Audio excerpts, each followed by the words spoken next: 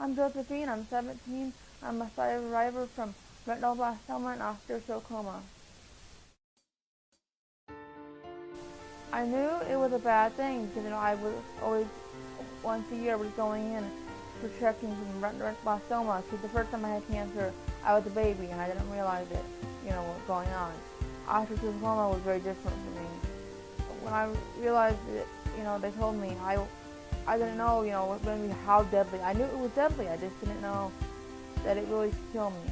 I didn't know how tough it was going to be. I don't really remember that much, but yeah, it was shock. It was sadness because I had to go through something again. But at the same time, I had felt relief because, I was being abused at home. And for some reason I felt relief because maybe my dad would be nicer to me when I had cancer,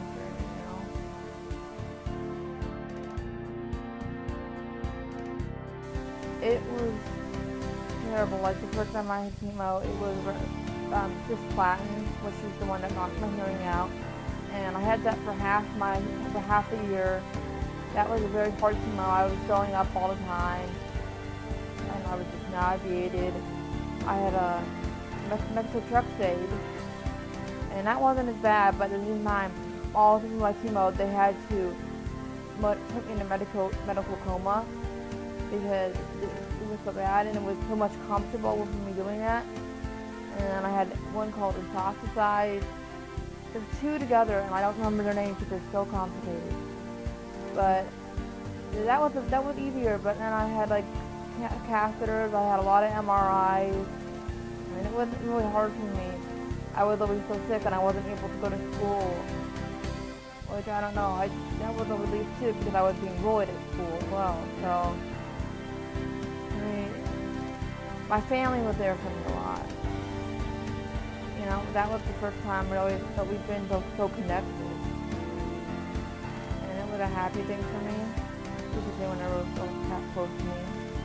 My doctor came in, Dr. Raymond came in and told me, for the first time. And he told me, we're going to have to take the leg. I didn't realize exactly what was going to happen, that I was going to wake up and my leg wasn't going to be there. I woke up and I just screamed at the pain.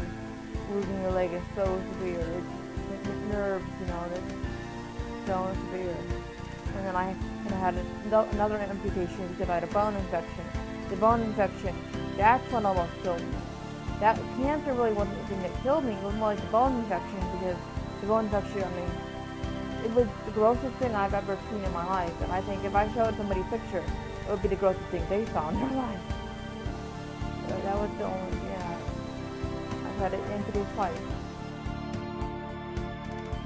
Well, for this year, I finally came up with a nickname for myself, and that is Iron Man. Because, me and the leg are one, just like Iron Man and Suit are one. I'm smart, he's smart, I'm sarcastic and funny, he's sarcastic and funny. I just feel connected to that character because, he's an invincible Iron Man, and I've been through so much that I am invincible.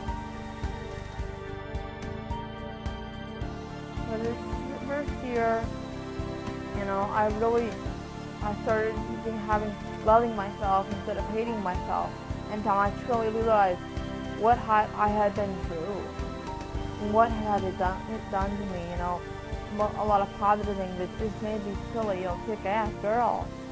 I've become so strong. And the strength, gaining that strength is the silver lining because it doesn't kill you and makes you stronger. At first, you don't realize it doesn't make you stronger. It feels like sometimes it doesn't, but then you realize it makes you stronger. It doesn't make you any different.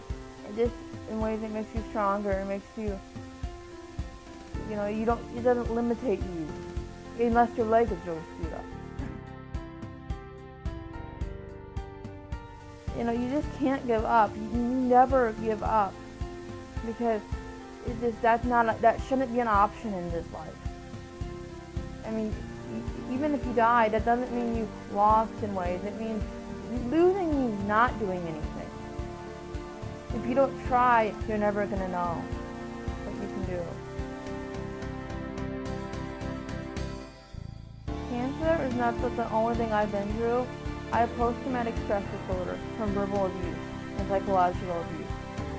Most people don't, I just realized this, but most people maybe don't understand this, but in ways, post-traumatic stress disorder is worse than having cancer because emotional and mental pain is much worse than physical.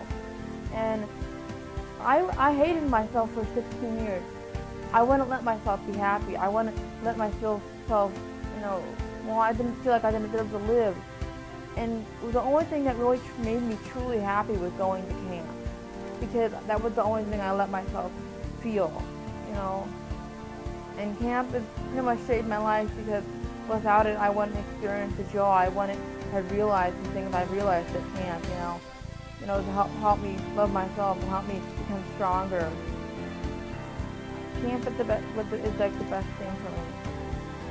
Just having people that understand where you're at, understand what it's like to be sick, and they don't ask, they don't stare at what is wrong with you. They know that what's wrong with what happened to you. I just don't like when little kids stare. I've gotten so much better with it over the years, but at the same time, I just don't like when people stare. I don't mind being asked. If people say I'm strong, I really take that as a huge compliment. I'm aware, are you?